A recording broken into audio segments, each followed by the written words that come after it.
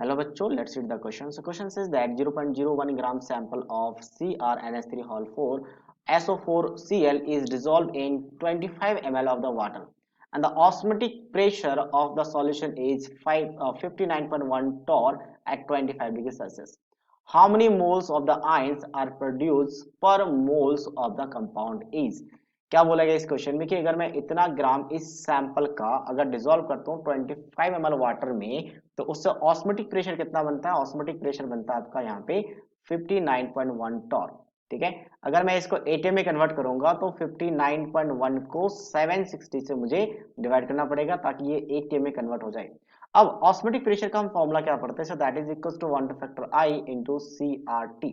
Osmotic pressure मुझे पता है, हमें क्या निकालना है, टेम्परेचर पता है, आर पता है, आर यूनिवर्सल गैस कांस्टेंट होता है। कंसंट्रेशन की बात करते हैं, कंसंट्रेशन कितना लेना पड़ेगा, पूछा how many moles of ions are produce, मतलब ये कितने आयंस प्रोड्यूस करेंगे। ये क्या कहां से पता चलता है, वन ऑफ फैक्टर से। सो बेसिकली हमें क्या चाहिए, कंसंट्रेशन अगर निकल जाए तो बाकी सब कुछ पता है तो हम यहाँ पे पुट करने के बाद आई निकाल सकते हैं। तो सबसे पहला काम हमारा क्या रहेगा, कंसंट्रेशन कैलकुलेट करना। सो कंसंट्रेशन होता है number of moles divided by volume and volume should be in किस में, litre, volume should be in litre.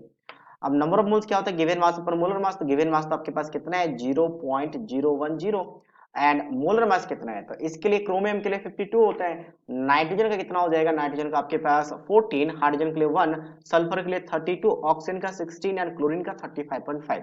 तो इन सभी के वैल्यू को पुट करने के बाद मल्टीप्लाई करेंगे और फाइनल वैल्यू जो आएगा यहाँ पे डिवाइड करेंगे तो वो आ जाता है 251.5 और volume should be in litre, sorry 251 होना चाहिए यहाँ पे प्रॉपर कैलकुलेशन 51.5 और volume should be in litre, but यहाँ पे ml में है और अगर ml में है तो हम यहाँ पे 1000 से मल्टीप्लाई करेंगे। ठीक है, साथ साथ में टेम्परेचर को भी हम कन्वर्ट कर लेते हैं, 25 डिग्री सेल्सियस हमें चाहिए कैल्विन में, तो 273 को ऐड करेंगे तो ये बन जाएगा 298 कैल्विन। तो अब ये सारा वैल्यू हम रखते हैं यहाँ पे, तो I इज इक्वल टू क्या हो जाएगा, pi divided by C R T, pi divided by C R T. Pi कितना आपका 59.1 डिवाइडेड बाय कितना है आपका 760 है।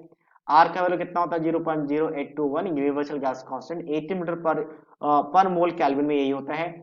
और टेम्परेचर कितना आपका 298 है और साथ में कंसंट्रेशन का वैल्यू आपके पास 0.01 इंटू 1000 और ये वैल्यू ऊपर आ जाएगा मल्टीप्लाई में, यानी 251.5 इंटू 25। अब इन सभी वैल्यू को कैलकुलेट करना है, तो जैसे ही कैलकुलेट करते हैं ये वैल्यू आ जाता है आपका 2।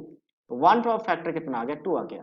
अब वन ऑफ फैक्टर 2 का मतलब क्या है कि ये कंपाउंड्स कुछ ऐसा रहा होगा जहां से डिसॉल्व करने के बाद यानी डिसोसिएट करने के बाद मुझे 2 आइंस मिल रहा होगा। तो एक एक मैं कंपाउंड प्रपोज करने की कोशिश करता हूँ कि कुछ ऐसा कंपाउंड रहा होगा।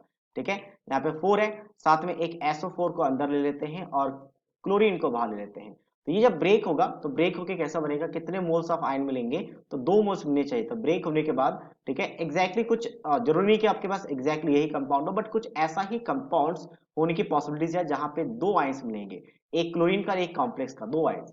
तो वो 2 आयंस बनाते हैं, मतलब ऑन फैक्टर 2 से पता चलता है। तो ऑप्शन सी के साथ मैच कर रहा है, that means option C is the right answer of this question. I hope you understood it well, all the best.